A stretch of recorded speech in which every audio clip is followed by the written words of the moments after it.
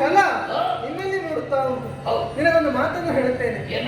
ಒಂದು ಜೀವನ ಪಾವನವಾಗುವುದು ಯಾವಾಗ?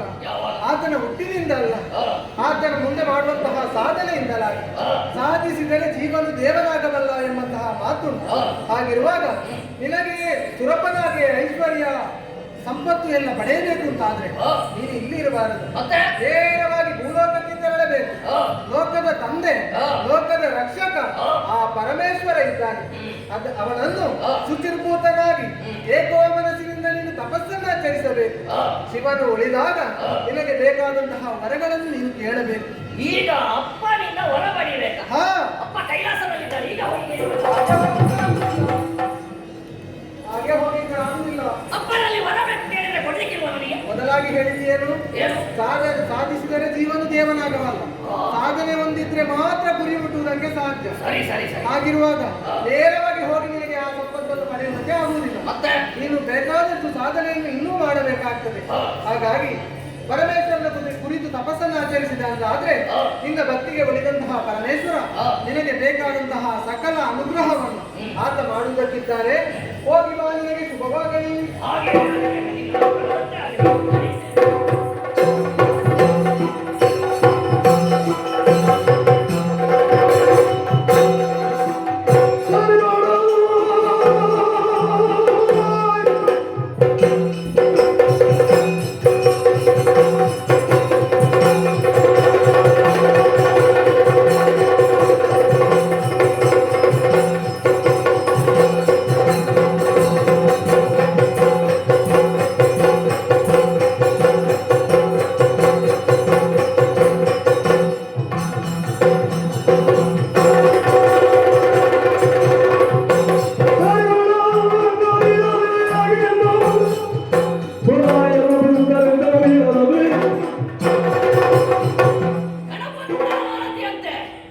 ಈಗಾಗಲೇ ಕಾಣುತ್ತಿರುವಂತಹ ಗಂಗೆಯಲ್ಲಿ ನಿಂತು ಶುಚಿರ್ಭೂತನಾಗಿದ್ದೇನೆ. ತಪಸ್ಸಿಗೆ ತೊಡಗಬೇಕಲ್ಲ, ಇಲ್ಲಿಯೇ ಯಾಗವನ್ನು ನಿರ್ಮಿಸಿದ್ದೇನೆ. ಕುಳಿತುಕೊಂಡು ಅನನ್ಯ ಮನಸ್ಕರಾಗಿ ಶಿವನನ್ನೇ ಧ್ಯಾನಿಸಿದ್ದೇನೆ.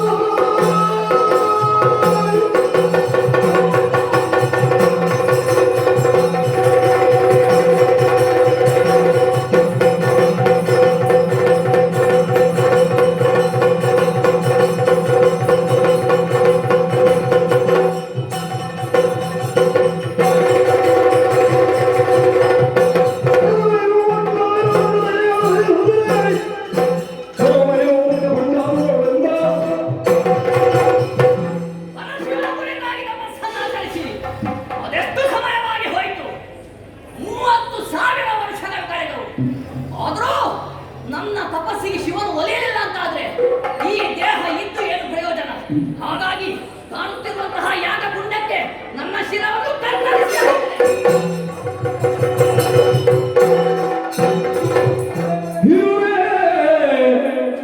ಮೆಚ್ಚಿದೆ ಭಂಡಾಸುರ ಕಲತಪಕ್ಕೆ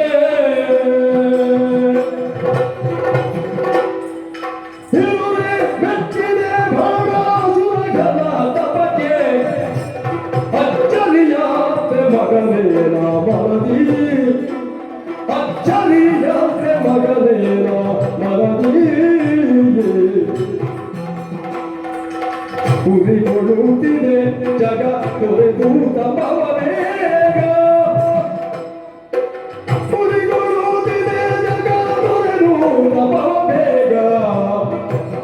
ಹೂ ಮಲಗಿರವ ಬಿಟ್ಟದೆ ಅದು ಹೂ ಮಲಗಿರವ ಬಿಡದೆ ಇರುವೆ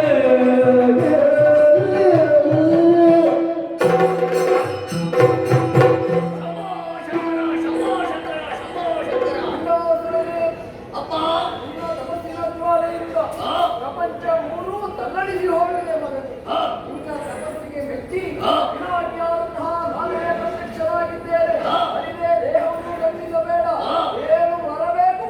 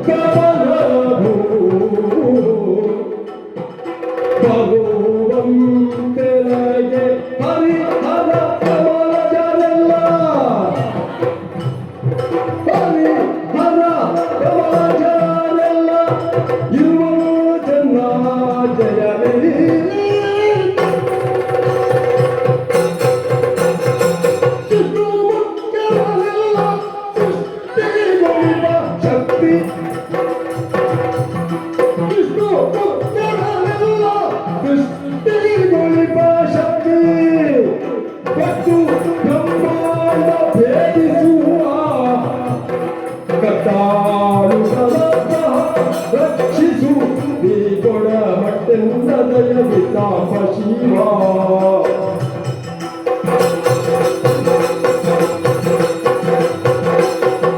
ಸುರವರೋದರ ಸಂಗರದಿ ಗೆಲುವ ಶಕ್ತಿ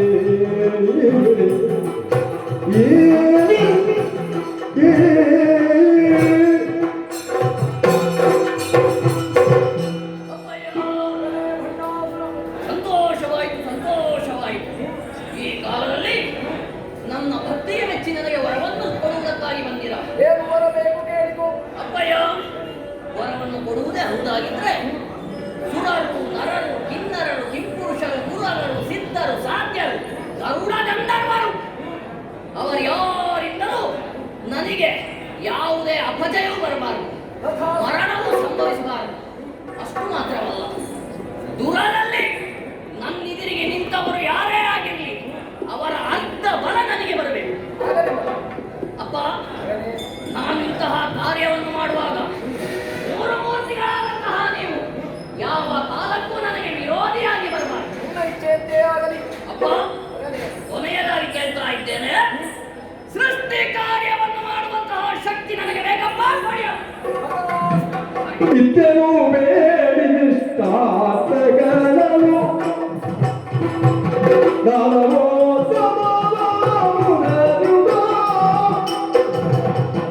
ಮೃತ್ಯುವಿಲ್ಲದೆ 60,000 ವರುಷ, ಮೃತ್ಯುವಿಲ್ಲದೆ 60,000 ವರುಷ ಪೃಥ್ವಿಯೊಡೆಯುವೆನು.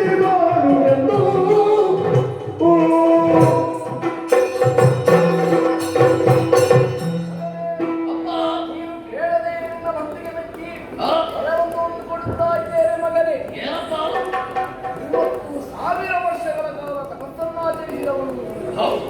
ನಿನ್ನ ಆಯುಷ್ಯದಲ್ಲಿ ಆ? 30,000 ವರ್ಷಗಳು ಕಳೆದು ಹೋಯಿತು ಎನ್ನುವ ಹಾಗೆ ಚಿಂತೆ ಮಾಡಬೇಕಾಗಿಲ್ಲ. ಮತ್ತೆ 30,000ದ ಬದಲಾಗಿ ಆ? 60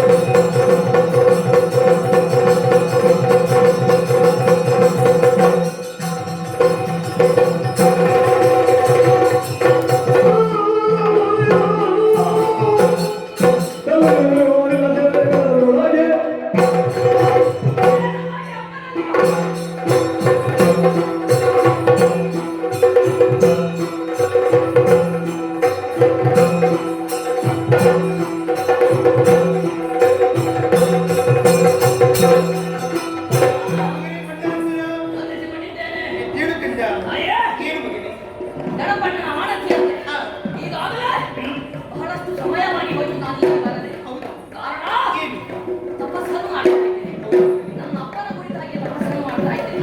ಹಾಗಾಗಿ ಆ ಸಂದರ್ಭದಲ್ಲಿ ನನ್ನ ತಪಸ್ಸಿಗೆ ನನ್ನ ತಂದೆಯವರು ಒಲಿದು ಬೇಕಾದಂತಹ ವರವನ್ನು ಕೊಟ್ಟಿದ್ದಾರೆ. ಹೌದು ಮಗನೇ. ಹಾಗಾಗಿ ನಿನ್ನನ್ನು ಕಂಡು ನಿನ್ನಿಂದ ಆಶೀರ್ವಾದ ಪಡೆಯಬೇಕೆಂಬ ಉದ್ದೇಶದಿಂದ ಕೈಲಾಸಕ್ಕೆ ಬಂದವನು ಅನುಗ್ರಹಿಸಬೇಕಮ್ಮ. ಲೆಸಿರು ಮಗನರಾಜುನ ವರವ ಮಹೇಶನಿಂದಲೇ ಪಡೆದು ವೇಷಿಸಿರದೆ ವಾಸವಾದ್ಯನು ವೇಷಿಸಿರದೆ ಮುಂದೆ ವಾಸವಾದ್ಯನು ವಿನಾಶ ಸಂಭವಿಸದೆ ಬಿಡದು ಬಿಟ್ಟು ಕಳೆಯಬೇಕು ದುಷ್ಟರ ಸಂಗಮ ಬಿಟ್ಟು ಕಳೆಯಬೇಕು ದುಷ್ಟರ ಸಂಗಮ ಕಟ್ಟಲೆ ಪಾತಾಳ ಕೈದೆ ಶ್ರೇಷ್ಠನೆನಿಸು ನಮ್ಮ ಪಟ್ಟಣ ಬದಲಾಳೆ ಶ್ರೇಷ್ಠನೆನಿಸು ನಮ್ಮ ಪಟ್ಟಣ ಬದಲಾಳಿ ನಿಷ್ಠೆಯು ದಕ್ಷಿಣ ಸಂಭ್ರಮದೇ ಲೇಸಿರು ಮಗನೇ ಕಂಡಾಸುರ ಮಗನೇ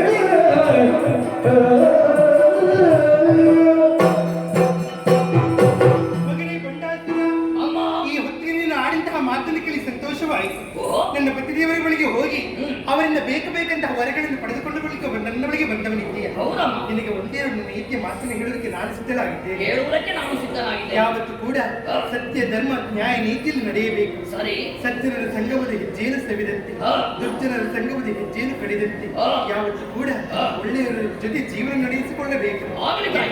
ವರ್ತನೆ ಮಾಡಿಕೊಳ್ಳಬಾರದು. ಸರಿ ಅಮ್ಮ. ಅಷ್ಟು ಮಾತ್ರವಲ್ಲದೆ ದೇವಾನು ದೇವತೆಗಳಿಗೆ ಋಷಿಮುನಿಗಳಿಗೆ ಯಾಗಯಜ್ಞ ಮಾಡುತ್ತಿದ್ದ ಸಂದರ್ಭದಲ್ಲಿ ಯಾವುದೇ ಶಿಕ್ಷೆಯನ್ನು ಕೊಡುವುದಕ್ಕೆ ಮುಂದಾಗಬಾರದು ಕಂಡ. ಹಾಗಾಗಿ ನಾನು ಆಡಿದ ಮಾತಿನಿಂದ ನಡೆದುಕೊಳ್ಳುತ್ತೆ ಎಂಬುದಾಗಿ ಭರವಸೆ ನನಗಿದೆ. ಒಂದು ವೇಳೆ ನಾನು ಆಡಿದ ಮಾತಿನಿಂದ ನಡೆದುಕೊಳ್ಳದೆ ಇದ್ದಲ್ಲಿ ಪ್ರತ್ಯಕ್ಷವಾಗಿ ಬಂದು ಕಣ್ಣು ಮೂವಾಗಿ ನಿಂದು ನಿನಗೆ ಬೇಕಂತ ಶಿಕ್ಷೆಯನ್ನು ಕೊಡಲಿಕ್ಕೆ ನಾನೇ ಸಿದ್ಧರಾಗಿದ್ದೇನೆ. ಹಾಗಾಗಿ ಆಶೀರ್ವಾದ ಮಾಡ್ತಿದ್ದೇನೆ. ಶುಭವಾಗಲಿ ಕಂದ, ನನಗೆ ಶುಭವಾಗಲಿ.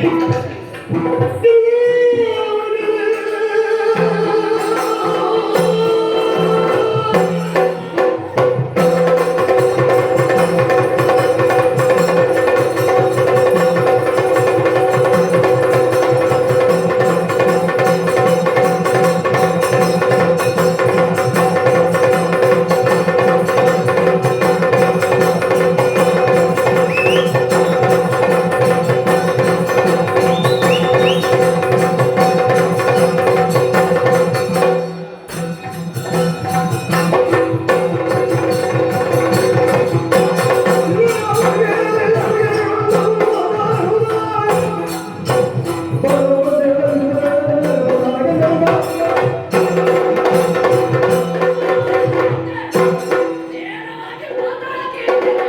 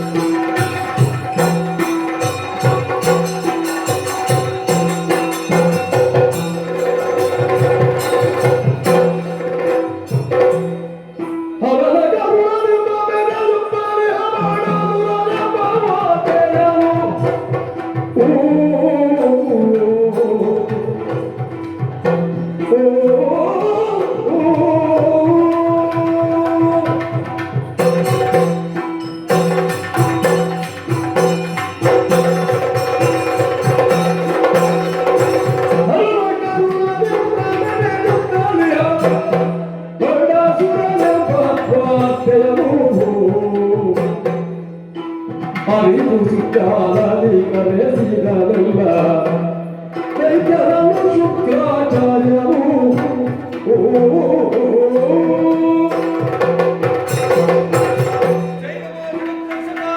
ಪರಿಪಾಲಿಸುತ್ತಂದೆ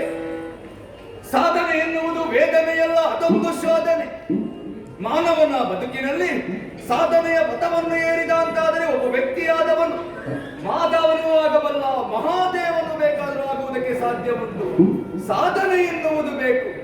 ಈ ಶುಕ್ರಾಚಾರ್ಯನ ಬದುಕನ್ನೊಮ್ಮೆ ಅವಲೋಕನ ಮಾಡಿದರು ಅಂತಾದರೆ ಸಾಧನೆಗೆ ನಾನೊಂದು ಮುಖಪುಟವಾಗಿ ಕಾಣಿಸಿಕೊಳ್ಳುವುದಕ್ಕೆ ಸಾಧ್ಯವಿದೆ.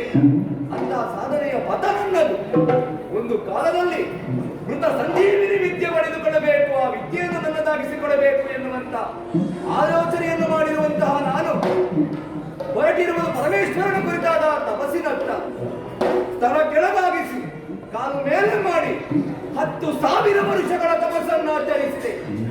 ಇದನ್ನು ಕಂಡಂತಹ ಪರಮೇಶ್ವರ ಒಲಿದು ಅನುಗ್ರಹವನ್ನು ಮಾಡಿದ್ದಾನೆ. ಮೃತ ಸಂಜೀವಿನಿ ವಿದ್ಯೆ ಇದು ಯಾರಿಗಾಗಿ? ದೈತ್ಯರಿಗಾಗಿ. ಕಾರಣವೇನು? ಅವರನ್ನು ಉಳಿಯುವುದಕ್ಕೆ ಬಿಡುವುದಿಲ್ಲ ಸ್ವಾಮಿ ಲೋಕದ ಮಂದಿಗಳು. ದೈತ್ಯರು ಕೆಟ್ಟವರು, ದುಷ್ಟರಿದ್ದಾರೆ, ಅವರು ಬದುಕುವುದು ಬೇಡ. ಈ ರೀತಿಯಾದಂತಹ ಮನೋವಾಂಛೆಯನ್ನು ಇರಿಸಿಕೊಂಡವರು ಲೋಕದ ಮಂದಿಗಳು. ಏನು ಮಾಡೋಣ ಹೇಳಿ? ಎಲ್ಲರೂ ಒಂದೇ ರೀತಿ ಯೋಚಿಸಿದರು ಅಂತಾದರೆ ಬದುಕುವವರಿಗೆ ಬದುಕುವಂತ ಹಕ್ಕು ಇಲ್ಲದೆ ಇರುವುದಕ್ಕೆ ಸಾಧ್ಯ ಉಂಟ? ರಾಕ್ಷಸರಾದರೇನಂತೆ? ಅವರಿಗಾದರೂ ಒಂದು ಸರಿಯಾದಂತಹ ಸಂಸ್ಕಾರವನ್ನು ನಾವು ಒದಗಿಸಿಕೊಳ್ಳಬೇಕಲ್ವ? ಕೇವಲ ನಾವು ಮಾತ್ರ ಬದುಕಬೇಕು ಎನ್ನುವಂತ ಅಪೇಕ್ಷೆ ನಾವು ತಳೆದರೆ ಆಗುವುದಿಲ್ಲ. ಅದರ ಜೊತೆಯಲ್ಲಿ ಎಲ್ಲರೂ ಒಂದಾಗಿ ಬಾಳಬೇಕು ಎನ್ನುವಂತ ಅಪೇಕ್ಷೆ ಮನದಲ್ಲಿ ಮೂಡಬೇಕು. ಈಗ ಎಲ್ಲರೂ ಕೊಂಡಾಡುತ್ತಾರೆ, ದೇವತೆಗಳ ಗುರು ಬೃಹಸ್ಪತಿಯೇ ಶ್ರೇಷ್ಠನಿದ್ದಾನೆ. ಏನು ಸ್ವಾಮಿ ಶ್ರೇಷ್ಠತೆ? ಅವರ ಬಗ್ಗೆ ಗೌರವ ಇಲ್ಲ ಅಂತ ಅಲ್ಲ, ಬೃಹಸ್ಪತಿಗಳು ಶ್ರೇಷ್ಠ ಗುರುಗಳು ಇಲ್ಲ ಅಂತ ನಾವು ಮಾಡುವುದಲ್ಲ. ಆದರೆ ಅವರಿಗೆ ಏನು ಕೆಲಸ ಅಂತ ಕೇಳುವುದು? ಸಂಸ್ಕಾರಯುತವಾದಂತಹ ಜೀವನವನ್ನು ಸಾಗಿಸುವವರು, ವಿದ್ಯಾವಂತರು, ಬುದ್ಧಿವಂತರು, ಜ್ಞಾನವಂತರಲ್ಲ ದೇವತೆಗಳು. ಅವರಿಗೆ ವಿದ್ಯೆ ಕೊಡುವುದು ಏನು ಕಷ್ಟ? ಫಲವತ್ತಾದಂತಹ ಮಣ್ಣಿನಲ್ಲಿ ಒಂದು ಉತ್ತಮವಾದಂತಹ ಕೃಷಿಯನ್ನು ಮಾಡುತ್ತಾನೆ ಅಂತಂದ್ರೆ ಅದು ದೊಡ್ಡ ಕೆಲಸ ಅಲ್ಲ.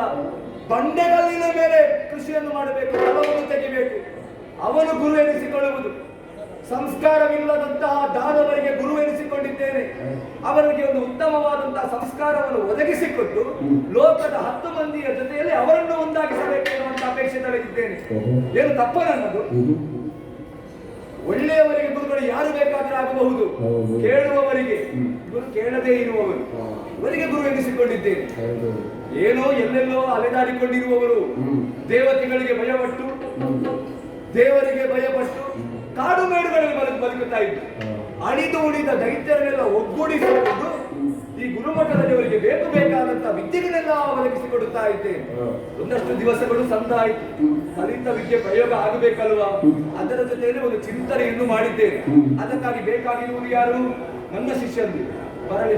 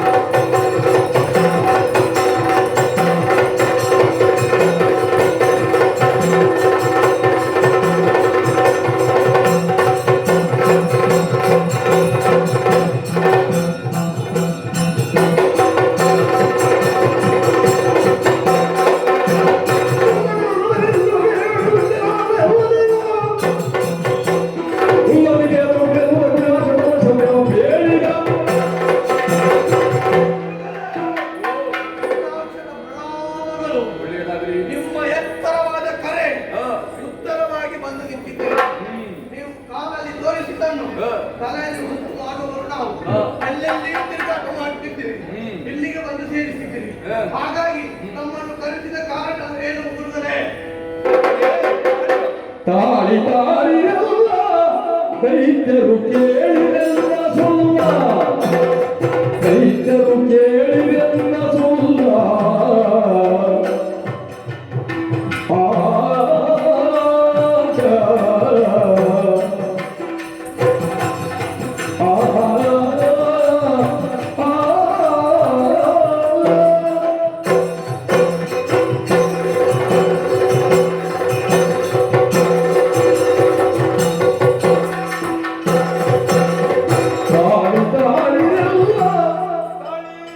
ತಾಳಿ ತಾಳಿರಲ್ಲ ದೈತ್ಯರು ಕೇಳಿರಲ್ಲ ಸುಳ್ಳ, ದೈತ್ಯರು ಕೇಳಿರಲ್ಲ ಸುಳ್ಳ.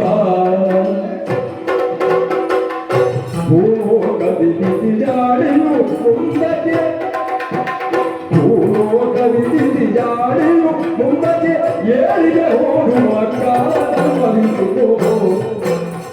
ಬಂದಾಸುರನೆನ್ನುವ ಪದರೊಳು ಕಂಡು ಕಲಿಯುವೆವಾ,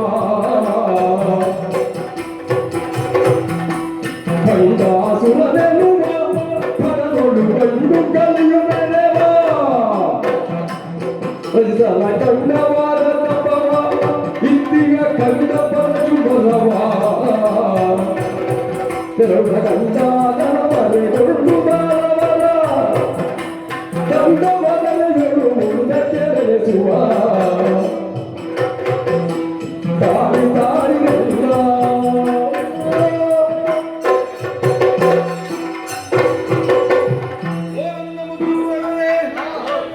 ಏನು ಉಲ್ಲಾಸ ನಿಮ್ಮಲ್ಲಿ? ನಾವೇನು ಮಾಡಬೇಕು ಮಕ್ಕಳೇ? ಆಗಸವನ್ನೇ ಧರೆಗುರುಳಿಸಬೇಕಾ? ಶರದಿಯ ನೀರನ್ನೇ ಕುಡಿಯಬೇಕಾ? ಮಗು, ನಾವು ಮಾಡುವಂತ ಕೆಲಸದಿಂದ ಒಂದ ಲೋಕಕ್ಕೆ ಒಳ್ಳೆಯದಾಗಬೇಕು, ಇಲ್ಲವ ನಮಗಾದ್ರೂ ಒಂದು ಒಳ್ಳೆಯದಾಗಬೇಕು. ಶರದಿಯನ್ನು ಬತ್ತಿಸಿ ನಿಮಗೆ ಏನಾಗುವುದಕ್ಕೂ, ಲೋಕಕ್ಕೆ ಏನಾಗುವುದಕ್ಕೂ ಪ್ರಯೋಜನ ಉಂಟಾ? ಇಲ್ಲ ಅಲ್ವಾ? ಇಷ್ಟರವರೆಗೆ ವ್ಯರ್ಥವಾಗಿಯೇ ನಿಮ್ಮ ಜೀವನವನ್ನು ಕಳೆದವರು. ಏನು ಇನ್ನು ಮುಂದೆ ಹಾಗೆ ಬದುಕುತ್ತೇನೆ ಅನ್ನೋ ಹರಕೆ ಉಂಟು ನಿಮಗೆ? ಏನು ಕೆಲಸ ಇಲ್ಲ ಅಂತ ಅದು ಮಾಡುವಂತ ಯೋಚನೆ? ಇದ್ದದನ್ನೇ ಮಾಡುತ್ತೇನೆ. ಇಲ್ಲಿ ಗುರು ಇದ್ದಾರಲ್ವಾ? ಎಲ್ಲೋ ಇದ್ದಂತ ನಿಮ್ಮನ್ನೆಲ್ಲ ಕರೆದುಕೊಂಡು ಬಂದು ಇಲ್ಲೊಂದು ವಿದ್ಯೆಯನ್ನು ಕಲಿಸಿಕೊಟ್ಟು ಸಂಸ್ಕಾರವನ್ನು ಒದಗಿಸಿಕೊಟ್ಟವರಿಗೆ ಇನ್ನು ನಿಮ್ಮ ದಾರಿ ಏನು ರೂಪಿಸುವುದಕ್ಕೆ ನನಗಾಗುವುದಿಲ್ಲ. ಅಲ್ಲ, ಬೇಕಾದನ್ನು ನೀವು ಕೊಡ್ತೀರಲ್ಲ, ಮತ್ತೆ ಬೇರೆ ಎಲ್ಲಿಗೆ ಹೋಗ್ತೀರ? ಹಾ, ಇದು ಒಳ್ಳೆದುಂಟು. ಹೊಟ್ಟೆಗೆ ಹೊತ್ತೊತ್ತಿಗೆ ಸಿಗುತ್ತದೆ, ಇಲ್ಲಿ ಇದ್ದುಕೊಂಡರೆ ಆಯ್ತು. ಎಲ್ಲ ಇಲ್ಲಿ ಸಿಗುವಾಗ ಬೇರೆ ಕಡೆ ಹೋಗ್ಬೇಕು. ಮಗು, ಎಲ್ಲವೂ ಧರ್ಮಕ್ಕೆ ಸಿಕ್ಕಿದ್ರೆ ದುಡಿಯಬೇಡ ಅಂತ ಅನಿಸ್ತದೆ. ಸುಮ್ಮನೆ ಒಂದು ಮೂಲೆಯಲ್ಲಿ ಕುಳಿತುಕೊಳ್ಳುತ್ತೇವೆ, ನಮ್ಮ ಜೀವನ ಸಾಕಿದೆ. ಹುಟ್ಟಿದವ ಏನಾದ್ರೂ ಕಾಣಿಸಿಕೊಡ್ಬೇಕಾಗುವಾಗ ಮಕ್ಕಳೇ, ಏನೂ ಇಲ್ಲ ಅಂತ ಬದುಕುವುದಕ್ಕಾಗುತ್ತದ? ಈಗ ಶುಕ್ರಾಚಾರ್ಯ ಲೋಕಮುಖದಲ್ಲಿ ಕಾಣಿಸಿಕೊಳ್ಳುವುದಕ್ಕೆ ಕಾರಣವಾದದ್ದು ಯಾವುದು? ನಾನು ಮಾಡಿರುವಂತಹ ಸಾಧನೆ. ಈಗ ನೀನೇನಾದ್ರೂ ಕಾಣಿಸಿಕೊಳ್ಳಬೇಕಾದ್ರೆ ನೀನೇನಾದ್ರೂ ಸಾಧನೆ ಎನ್ನುವುದು ಮಾಡುವುದು ಬೇಡ ಅಲ್ವಾ? ಅದಕ್ಕಾಗಿ ಎಲ್ಲೋ ಇದ್ದಂತ ನಿಮಗೆ ಸಂಸ್ಕಾರವನ್ನು ಒದಗಿಸಿಕೊಟ್ಟಿದ್ದೇನೆ, ವಿದ್ಯೆಯನ್ನು ಒದಗಿಸಿಕೊಟ್ಟಾಗಿ ಇನ್ನೊಂದು ಉತ್ತಮವಾದಂತ ನಾಯಕ ನಿಮಗೆ ಬೇಕು. ಈ ಯೋಚನೆ ಅಲ್ಲ, ನಾಯಕ ಬೇಡವಾ? ಅಲ್ಲ, ನೀವಿದ್ದೀರಲ್ಲ ನೀವು ನಾಯಕ. ನಾನು ಗುರು ನಿಮಗೆ, ಗುರು ನಾಯಕನು ಹೌದು. ಆದರೆ ನಿಮ್ಮನ್ನು ನಡೆಸಿಕೊಂಡು ಹೋಗುವುದಕ್ಕೆ ಒಬ್ಬ ನಾಯಕನೆನ್ನುವುದನ್ನು ಬೇಕಾಗುತ್ತಾರೆ. ಯಾರು ಎನ್ನುವಂತೆ ಯೋಚನೆ ಮಾಡುವಾಗ ಒಬ್ಬ ಕಾಣಿಸಿಕೊಂಡಿದ್ದಾನೆ, ಪಾತಾಳ ಲೋಕದಲ್ಲಿದ್ದಾನೆ. ಗಣಪತಿಯ ಕರಗಮನ ಸಂಜಾತರಿದ್ದಾರೆ. ಪರಮೇಶ್ವರನಿಂದ ಬೇಕಾದಂತ ವರಬಲವಿದೆ. ಪಾರ್ವತಿಯ ಮಗನೂ ಹೌದು. ಹೀಗಿರುವಾಗ ಅವನೇ ನಿಮಗೆ ನಾಯಕನಾಗುವುದಕ್ಕೆ ಯೋಗ್ಯತೆ ಹೊಂದಿದವನು. ಪಾತಾಳ ಲೋಕದಲ್ಲಿ ಬದುಕುತ್ತಾ ಇದ್ದಾನೆ, ಒಬ್ಬರ ದಾರಿ ನಿರೀಕ್ಷೆಯಲ್ಲಿದ್ದಾನೆ. ಹೀಗಿರುವಾಗ ಅವನೇ ನಿಮಗೆ ಸಮರ್ಥ ನಾಯಕನೆನ್ನುವುದನ್ನು ನಾನು ಊಹಿಸಿ ಆಗಿದೆ. ತಡ ಮಾಡುವುದಲ್ಲ, ಎಲ್ಲರೂ ಒಂದಾಗಿ ಸೇರಬೇಕಾದದ್ದು ಪಾತಾಳ ಲೋಕವನ್ನು.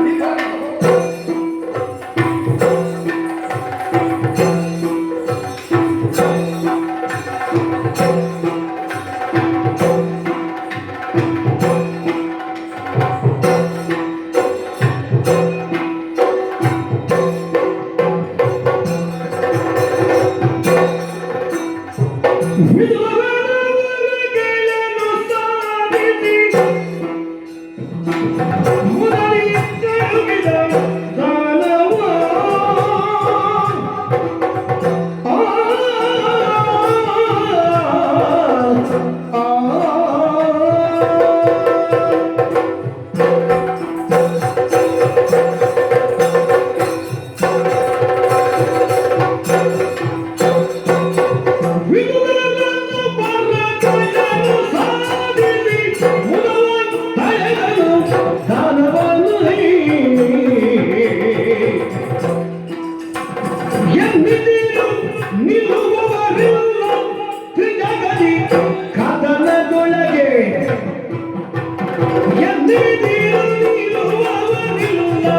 ತ್ರಿಜಗರಿ ಕದನದೊಳಗೆ ಇಂದು ತವನವರ ಗಂಡನ್ನು ಸಾಧಿಸಿ ಮುತ್ತತ್ತಿ ತಳೆದನು ತಾನೇ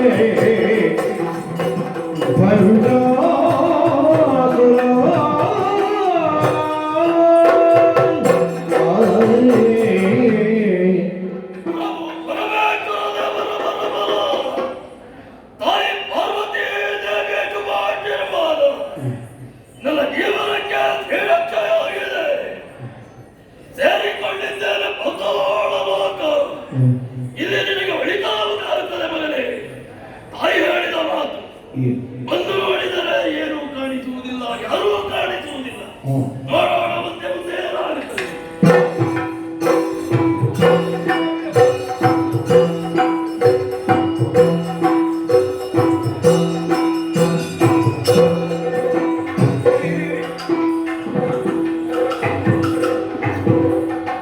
ಕಂಡವರನ್ನು ಮುದ್ದ ಗೊಂಡನು ಮನದೊಳು ತಂಡ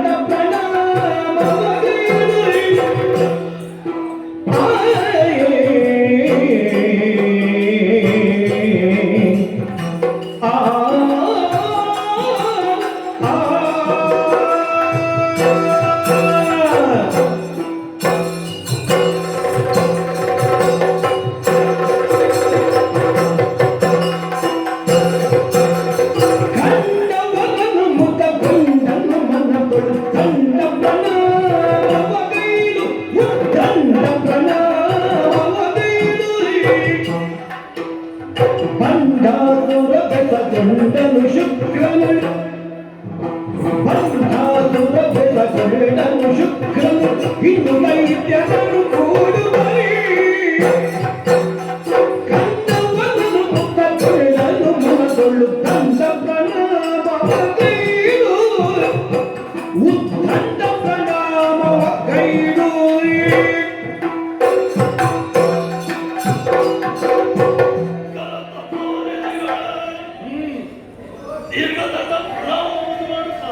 ಶುಭವಾಗಲಿ.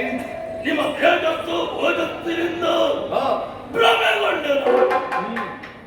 ಸಾಮಾನ್ಯದವರನ್ನು ಕಂಡಾಗ ಹೀಗಾಗುವುದಕ್ಕೆ ಸಾಧ್ಯವಿಲ್ಲ ಎಂಬುದನ್ನು ತಿಳಿದೆ. ಆದರದಿಂದ ಕರೆ ತಂದೆ ಇಲ್ಲಿ ಇರುವಂತಹ ವ್ಯವಸ್ಥೆಯಲ್ಲಿ ನಿಮ್ಮನ್ನು ಸತ್ಕರಿಸಿದ್ದೇನೆ. ತ್ರಿಲೋಕಜ್ಞಾನಿಗಳು ನೀವಾಗಿರಬಹುದು ಎಂಬುದನ್ನು ತರ್ಕಿಸಿಕೊಳ್ಳುವುದಕ್ಕೆ ಸಾಧ್ಯವಾದರೂ ನಿಮ್ಮ ಜೊತೆಯಲ್ಲಿ ಕ್ರಮವಾಗಿ ಇರುವವರಲ್ಲ, ದಾನವರು ಎಂಬುದಾಗಿ ಕಾಣುತ್ತಾ ಇದೆ. ಇವರನ್ನೆಲ್ಲ ಸೇರಿಸಿಕೊಂಡು ಈ ಕಡೆಗೆ ಈಗ ಬರಬೇಕು ಅಂತಾದ್ರೆ, ಅಲ್ಲ ನನ್ನನ್ನು ನೋಡಬೇಕು ಅಂತಾದ್ರೆ, ಸಂಧಿಸಬೇಕು ಅಂತಾದ್ರೆ ಕಾರ್ಯ ಕಾರಣ ಇರಲೇಬೇಕು ಎಂಬುದಾಗಿ ನನ್ನ ತರ್ಕ. ನನ್ನಿಂದ ಏನಾಗಬೇಕು ತಿಳಿಸಬೇಕು. ಬಂಡಾಸುರ